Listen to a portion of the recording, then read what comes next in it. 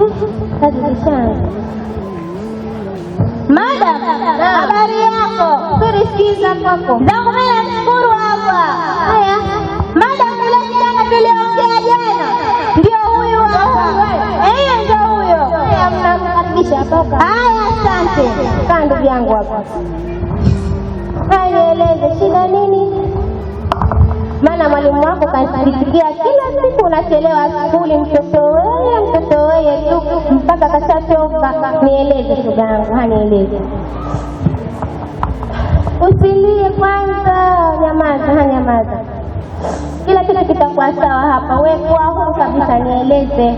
Mimi hapa nimekuja kwa ajili hizi changamoto zenu wanafunzi. Nyumbani naishi na baba na mama. Mama hana muda wa kuongea na mimi.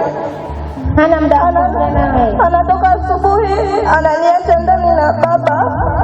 Baba yako anakufanyisha kazi nyingi? Hapana. Anakufanya nini baba yako? Nyamaza. Ananiingiza chumbani. Chumbani? Mtoto wa kike. Kwa hiyo chumbani ndo anakufanyisha kazi au vipi?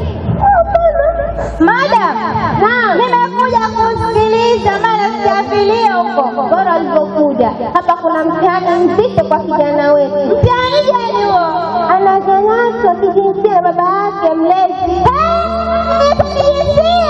Kijinsia haswa? Huyo baba yake hatamsikizia.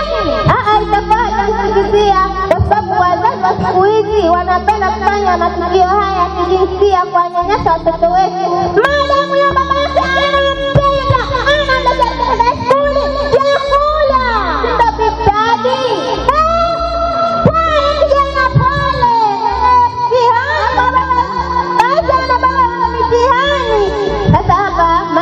kufanya wewe umpigie mzazi wake, umwite hapa, maana hili jambo ni anafanya siri. Babake kamwambia afanye siri hasa.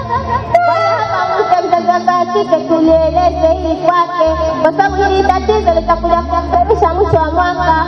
Sawa dada, lakini hapo na simu yako yangu nimeweka klasi hii hapa.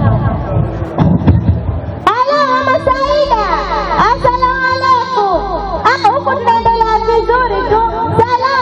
Mzazi nakuomba uje shule mara moja. Salama, njoo tu mzazi, nakuhitaji mara moja. Sawa.